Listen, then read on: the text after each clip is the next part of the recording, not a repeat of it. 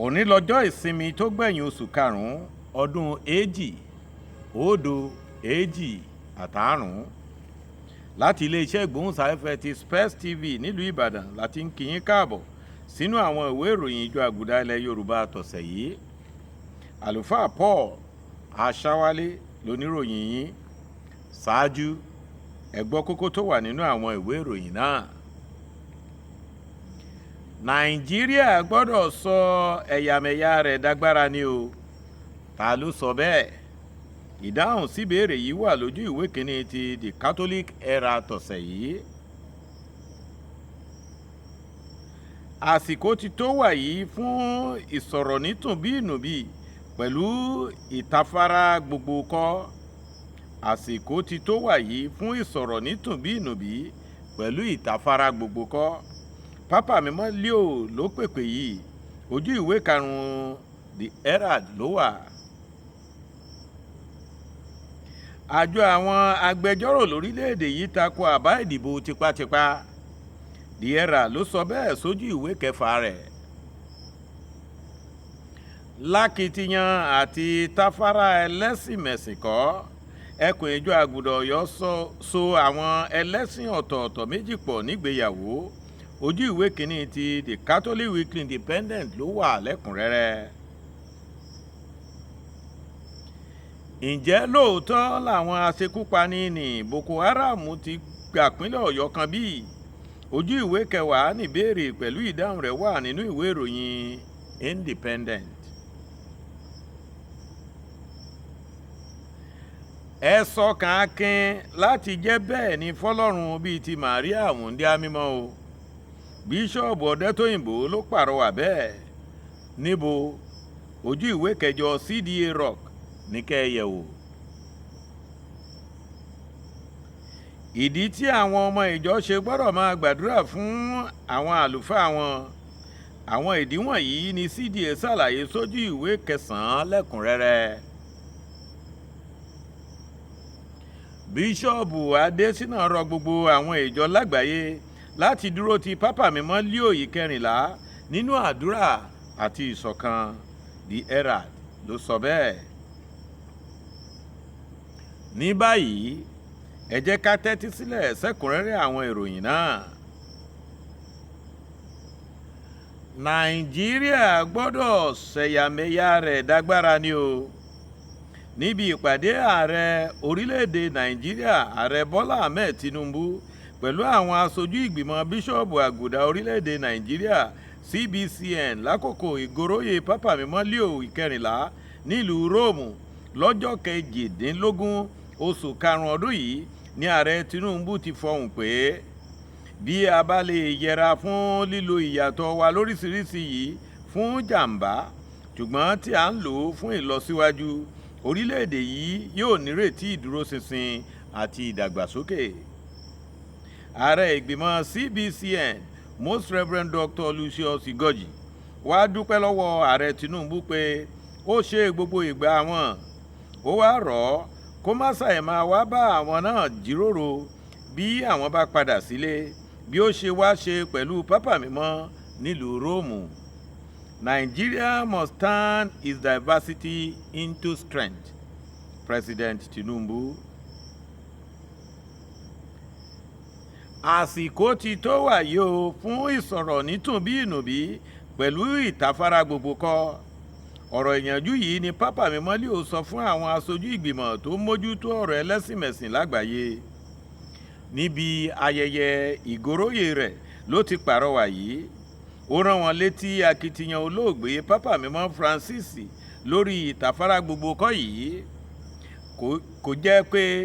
Ó ní kó jẹ́ pé láì yẹ ohun kankan sílẹ̀ nínú àwọn ohun tó so ìjọpọ̀ dọ̀kan, ojú ìwàsí ọmọ ènìyàn yóò sì máa jẹyọ nínú ìṣe wa. Pápá mímọ́ wá gbàdúrà pé kí Ọlọ́run ṣèrànwọ́ fún gbogbo wọn láti lè mọ rírì ẹwà ìjẹ́rìí rẹ̀. Now it is the time for dialogue and building bridges. Now it is the time for dialogue and building bridges. Pope Leo XIV. ẹgbẹ́ àwọn agbẹjọ́rò orílẹ̀-èdè yìí NBA tako àbá ìdìbò tipátipá tí ó ń lọ lọ́wọ́ nílé ìgbìmọ̀ asòfin. àjọ yìí rí àbá ìdìbò tipátipá yìí bíi ìmọ̀ èṣù, àìbọ̀wọ̀ fófin àti ìtẹ̀ ẹ̀tọ́ àwọn ará ìlú lójú. nínú gbólóhùn ànálẹ̀ alágbára kan láti ẹnu ààrẹ ẹgbẹ́ náà, Adam Osigwe SAN, ó kọ àbá náà jálẹ̀. ó kìlọ̀ pé àbá yìí tako ìwé òfin ẹ̀tọ́ ọmọnìyàn orílẹ̀-èdè wa ti 1990. àbá yìí ni olórí ilé ìgbìmọ̀ asòfin kékeré Tajudeen Abbas gbé kalẹ̀ láti lè ṣàtúnṣe sí ìlànà ìdìbò tọdún 2022.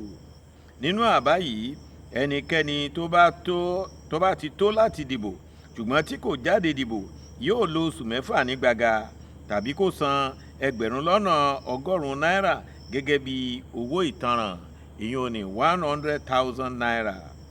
ṣùgbọ́n Osigwe gbójú agan sábà yìí, ó ní gbogbo ọmọ ìlú yìí ló lẹ́tọ̀ọ́ láti dìbò tàbí láti má dìbò gẹ́gẹ́ bí òfin ilẹ̀ wa ti sọ.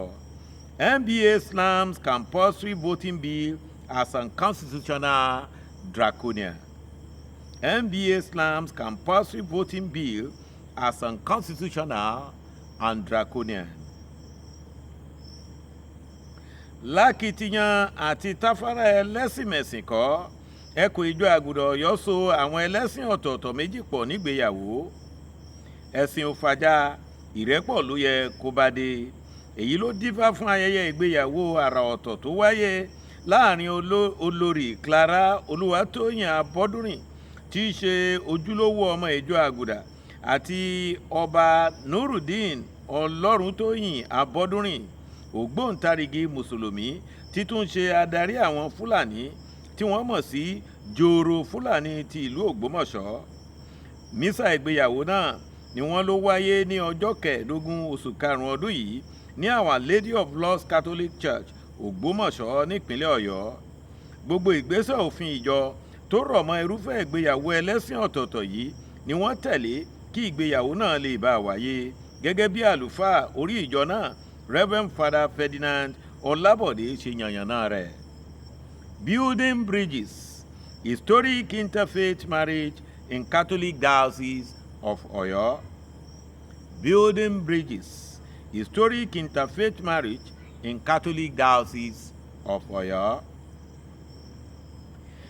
ǹjẹ́ lóòótọ́ làwọn aṣekúpani ní Boko Haram ti gbàpínlẹ̀ Ọ̀yọ́ kan bí? ìbéèrè yìí lójú ìwé kẹwàá Independent fèsì sí pé lóòótọ́ ni àwòrán kan jáde lórí ẹ̀rọ ayélujára pé àwọn eruku yìí ti yípínlẹ̀ Ọ̀yọ́ po. ṣùgbọ́n olú iléeṣẹ́ ọlọ́pàá nípínlẹ̀ náà ti fèsì pé sàkámàjẹ lásán níròyìn yìí àti wípé ìròyìn ẹlẹ́jẹ̀ ni, àti tún pé láti ọ̀dọ̀ àwọn ayédèrú ẹ̀dá tó fẹ́ dẹ́rù sọ́kàn àwọn ènìyàn ló ti wá. ìròyìn yìí wá tẹ̀síwájú pé síbẹ̀ pẹ̀lú ìfinilọ́kànbalẹ̀ látọ̀dọ̀ iléeṣẹ́ àwọn ọlọ́pàá yìí, àwọn olùgbé ìpínlẹ̀ Ọ̀yọ́ kò gbọ́dọ̀ sùn pẹ̀lú ojú wọn méjèèjì ní dídì pa o. wọ́n ní láti máa gbáradì nígbà gbogbo láti gbéra wọn níjà kí ìjọba tó dé bí òkété bá tilẹ̀ fìrù nàgbá. Boko Haram in Oyo State. ẹ sọkàn akin láti jẹ́ bẹ́ẹ̀ ni fọlọ́run gẹ́gẹ́ bíi ti Màríà mímọ́ o. nínú ìwàásù rẹ̀ nígbà ìfitọrẹ fún bíṣọ́ọ̀bù fáwọn aláìní ní Our Lady Queen of Angels Catholic Church Ìlógbò ní Most Reverend Dr. Peter Olúkáyọ̀dé Ọdẹ́tòyìnbó ti pàrọwà yìí fáwọn tó pèsè lọ́jọ́ náà. ó ní Màríà wúndíá mímọ́ bá ojú rere Ọlọ́run pàdé nítorí pé ó rẹ ara rẹ̀ sílẹ̀ ni, ó sì farajìn pátápátá fún ìfẹ́ Ọlọ́run. ó ní nípasẹ̀ ìgbàgbọ́ ni Màríà ti fi hàn pé ènìyàn lè máa gbé nínú Ọlọ́run nípa bó ṣe jẹ́ òó tàbí bẹ́ẹ̀ ni sí iṣẹ́ tí a rán áńgẹ́lì sí i. ó fi kún pé ìròyìn ayọ̀ ni ìjísí áńgẹ́lì jẹ́ fún Màríà àti nípasẹ̀ rẹ̀ náà fún gbogbo ẹ̀dá, èyí tí í ṣe ìgbàlà aráyé. Summon courage to say yes to God's will like Mary. summon courage to say yes to God's will like Mary. Ìdí táwọn ọmọ ìjọ ṣe gbọ́dọ̀ máa gbàdúrà fáwọn àlùfáà wọn CDA Rock ni gẹ́gẹ́ bí iṣẹ́ tó gbẹ̀gẹ́. Àlùfáà orí ìjọ kọ̀ọ̀kan dúró fún olùṣọ́ àgùntàn tó gbọ́dọ̀ máa darí, kó máa kọ́ni, kó sì tún máa gbóhùn ẹ̀bẹ̀ àwọn olùjọ́sìn sókè. Ó ní nípasẹ̀ àwọn àlùfáà yìí ni a ṣe ń rí àwọn sákrámẹ́ǹtì gbà, tí a ṣe ń gbọ́rọ̀ ìyànjú nínú ìwàásù, tí wọ́n sì tún ń gbàdúrà fún wa lóòrèkóòrè. Ó ní ènìyàn bíi tiwọn làwọn náà ṣe, ènìyàn bíi tiwa làwọn náà ń ṣe, tí wọ́n nílò agbára àdúrà àwọn ènìyàn láti gbé wọn ró nínú oore ọ̀fẹ́. Ojúṣe ọmọ ìjọ wa ni láti tẹra mọ́ àdúrà fún wọn, kí wọ́n sì máa gbóríyìn fún wọn nígbà gbogbo. Why parishioners should pray for their priest. Bíṣọ́ọ̀bù Adésínà rọ gbogbo àwọn ìjọ lágbàáyé láti dúró ti Pápá Mímọ́ Leo ìkẹrìnlá nínú àdúrà àti ìṣọ̀kan. Nínú ìwé The Herald ló wà. Wọ́n ní lọ́jọ́ ọ̀sẹ̀ karùn-ún àjíǹde, Bíṣọ́ọ̀bù Ìjẹ̀bú-Òde Most Reverend Dr. Francis Ọbáfẹ́mi Adésínà sọ nínú ìwàásù rẹ̀ pé kí àwọn ọmọ ìjọ má rí Pápá Mímọ́ Leo gẹ́gẹ́ bí alágbára ayé o, ṣùgbọ́n kí wọ́n rí i gẹ́gẹ́ bí ọmọlẹ́yìn Kristi tó tẹsẹ̀ bọ bàtà Pétérù ni. Ó ní kò gorí ìtẹ́ agbára ayé, ṣùgbọ́n ó wọ bàtà apẹja ní báyìí. Bí ó sì ṣe wọ bàtà apẹja yìí, bàtà yìí tó ní yóò jẹ́ kúmbà. Wọ́n ní bàtà náà yóò jẹ́ kúmbà nítorí ìrìn ọ̀nà ìhìnrere tó le koko. Nítorí ìdí èyí, bíṣọ́ọ̀bù wa rọ àwọn ọmọ ìjọ kí wọ́n ó gbárùkù ti pápá tuntun náà pẹ̀lú àdúrà àti ìṣọ̀kan. Bishop Adesina urges faithful to stand with Pope Leo XIV in prayer and communion. Bishop Adesina urges faithful to stand with Pope Leo XIV in prayer and communion.